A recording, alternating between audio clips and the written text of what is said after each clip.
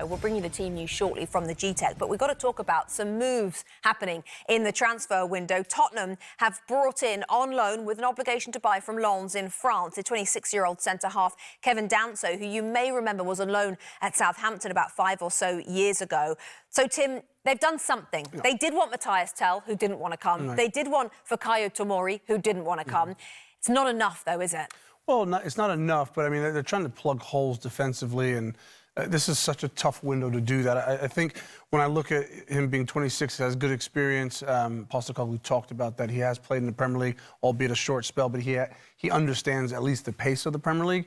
And I do. I like this singular signing for them because Postecoglou needs his defenders to take the ball and use it well, but ultimately he needs athletes. And he said that, he talked about he's a good one-on-one defender. He's strong, good in the tackle, has pace, so he at least fits the profile. Is he somebody that will come in when everybody's fit and play, or is he a body? I think he's a body. I think they've got better central defenders, but of course they're both out at the moment, in Van der Ven and Christian Romero. And Dragushin's injured too. Dragushin's injured as well. It seems like every single game somebody else gets injured. But they could have done with this a few weeks ago, to be honest, at the start of the window. But I guess it's not easy, and they go for other targets that they got disappointed with. So yeah, 26 years of age. I mean, 6 appearances with Southampton, so we didn't see a lot of him. But he is experienced. He's been in the French league and the German league, hasn't he? Yeah. Kevin Danso, so yeah, I think it's a good signing. Not registered in time to be in the squad, though, today. Mustoe, Manchester United have been a bit busy. First of all, let's talk about the out. Right. I mentioned Marcus Rashford to Aston Villa. We did touch on it yesterday. Yeah. He's undergoing a medical, according to reports, right now at Villa Park. Who wins in this deal? Well, Manchester United potentially win. There's an option to buy at $50 million. They just want money back. They've put a lot of money into Marcus Rashford. Of course, he's come through the academy. He's one of their own. Fine. But he doesn't want to play for the club. There's no going back, it sounds like. So I think they're best with this. I think for Villa, it's a little. Let's have a look at you. Mm-hmm. You know what? Your bad training habits and your attitude. That's questions about Manchester United. Can you turn it back on again then? Because if he turns it back on again and we see the best Marcus Rashford, then Villa win big time because he's super talented. But it's just whether he's going to be in the right space to be a consistent performer. They're buying a lot of wingers. They're getting a lot of wingers right now, so he's going to be competition as well for places to get in the Villa team. Yeah, they've also brought in Marco Asensio, Aston Villa, on loan from PSG. He's a 29-year-old winger, 3-time Champions League winner with Real Madrid as well. Tim, yesterday you weren't so sure that this move, which, by the way, Aston Villa are paying, according to reports, at least 70% of Marcus Rashford's wage. So you're looking at over £200,000. So over $250,000 a week to pay for an on-loan player. You weren't sure this is a great move for Rashford? Well, look, I'm in the camp that I like Marcus Rashford. We've seen the best of him at Man United. He does which sometimes doesn't matter, but he does a ton of great stuff off the field. I like him as a person and as a player. I just wonder, the numbers are staggering. I just wonder, because I've seen this tale before, if he goes to Villa and has a really good 6 months, right, he's going to cost them a lot of money. And then the wages, do they restructure their wage cap to try and fit him in? I just don't know. I'm a little bit unsure of his attitude because I'm in the camp of, like, you can fall out with one manager, but if a bunch of different managers are saying the same thing about your training habits, that's like part and parcel of playing football. You go out and you train hard. It doesn't matter if you like the manager or not. So I'm just a little curious as to, like, his mindset. Now, maybe the move away helps him. And the loan factor of it, like, let's see. Yeah. So there's no obligation to buy him. No. I mean, I would not, think that signing... But again, what if he lights it up for the next few months? Then maybe $50 million is a good price for players. Have you seen in your experience, Robbie, players that maybe do fall out of... No, you haven't. Well, I'm just trying to think. Before coming in today, I was like, what other players have been on the wane a little bit and they move around a little bit and then bounce back to be amazing? I'm struggling to think of too many.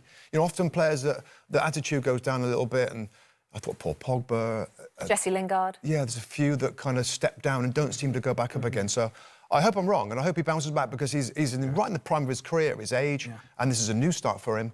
Let's see how he does at Villa. Yeah, 27 years of age, still got a lot still to give. Patrick Dorgu, Manchester United have confirmed in the last hour, he has gone to United for $36 million from Lecce. 20 years of age, winger, 3 goals this season in Serie A. You like him, don't you? Well, I mean, I've looked at clips, and everybody looks good on clips, to be fair, on the YouTube clips. But he looks raw, he's an athlete, he can dribble past players. He looks ideal. Again, he needs polishing a little bit. The left wing-back situation is the #1 position that Man United need to start with. There's other positions on the other side as well.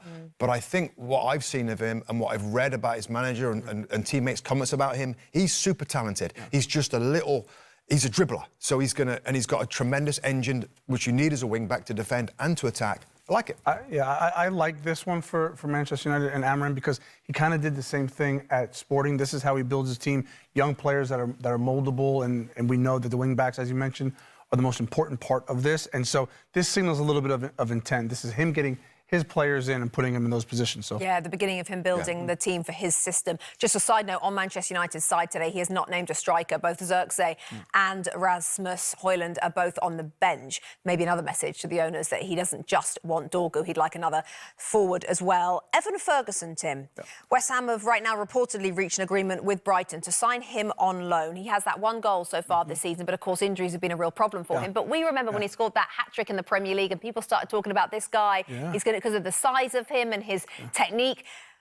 Do you think that's a good move for Graham Potter? I think it's a great move for both the player and for West Ham. Graham Potter, he had him at Brighton.